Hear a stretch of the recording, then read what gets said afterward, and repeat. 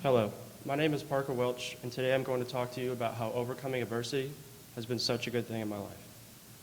Adversity. We all experience it every day of our lives, whether we know it or not. It can range from not wanting to get out of bed in the morning to dealing with a sports-related injury. Believe it or not, I just described to you my typical Tuesday.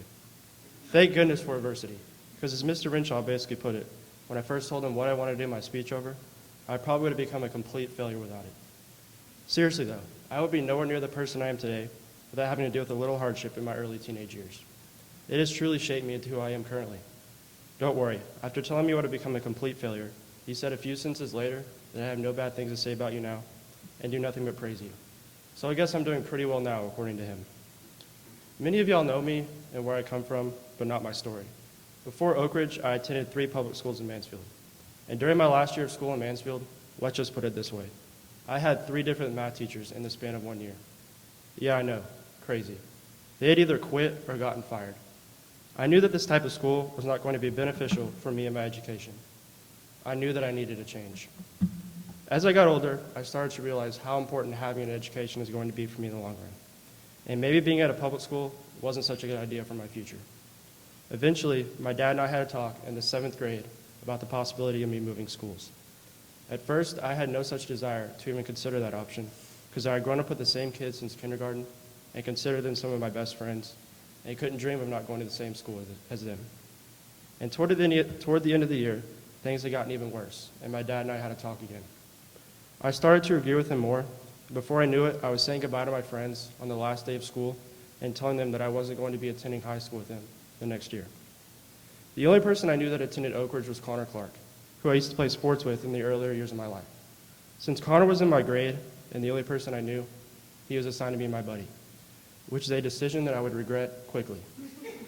On the first day of school, before the first day of school assembly, I barely even made it into the finals performance hall because I didn't really know how to get there. And to top it all off, I also sat with my wrong grade level, which I instantly got made fun of for because apparently each grade level sits together. That would have been great to know, Connor. So, not only was I completely nervous about my first day, I was already feeling misplaced. I thought to myself, what kind of school is this? Needless to say, Connor was really no help at all and was quite possibly the worst buddy ever. It's okay though, because now we look back on it and all we do is laugh. After that moment, I didn't think I was going to make it at a school like this. I was not used to being that guy that never talked and had no idea how to handle it. I knew that I couldn't go through the rest of my high school life not enjoying the good part, which is all the friendships and bonds you get to make. I started to slowly but surely make friends. The truth was that I was just very shy and had to wait until I was completely comfortable to start and try and make new friends. It took me a while, but eventually I started making friends with the people who I found out played the same sports as me, and that led to me even making more friends outside of sports. Oakridge truly did make me a new person socially. It made me realize that change can also be a good thing for some people, and what doesn't kill us makes us stronger. Don't get me wrong, I'm not some social butterfly. And trust me, my peers and even teachers can agree with that. But I know I am in my heart, and that is the only thing that really matters. One challenge down, I made some new friends, but that was a somewhat easy part of what I was struggling with. Next, I had to try and adjust to the academic side of Oakridge. Coming from a public school, I would have to say, the change was very substantial and was going to take me a while to get used to. During my years of attending public school, I wasn't a terrible student, but I will admit that I was lazy and had zero work ethic. I knew that adjusting to a college prep school was going to be quite a test for me, and unfortunately, I quickly came to the realization of that. During my 9th and 10th grade years, I will admit that I struggled with my grades a little bit, and honestly could have cared less about it at the time. I guess that I just didn't truly understand how important grades are going to be for me in the long run. After many talks with many teachers, my parents, and even Mr. Groves and Mr. Anderson, I knew that something needed to change, or things were not going to be good for me in college. As I did with overcoming my social issues, I dug deep and started to study a lot. And before I knew it, I was ending up with grades that I couldn't be more proud of myself for having. Now, as senior year is flying by, I'm doing much better on the school side of things also. Although it took me a while to get used to how things work around here, I never for a second doubted myself. I knew that switching schools was probably going to be the biggest change in my life thus far. And after succeeding and making new friends and doing well in school, I feel like I can do anything now. I would not be the same person I am today without having to deal with a little adversity in my life. And with college approaching, I'm going to have to do it all over again.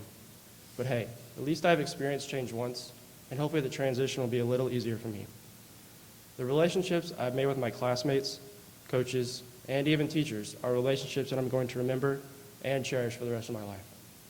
So before you think in your head about how scary change can be for you, stop and consider what the outcome could be after and how it can only help you out in the future. For me, I was honestly terrified at first, just even thinking about the situation of moving schools. But it turned out to be not so bad and changed who I am as a person. As Gandhi once said, be the change you want to see in the world. In other words, although life changes are inescapable, we can also initiate personal change so we can rise to the challenge and become a bigger and better person as a result. I challenge you to next time you're faced with an obstacle in your life that involves change, to just do it. Maybe it'll work out, maybe it won't. But prove other people wrong while doing it, and most importantly, do it for you. Thank you.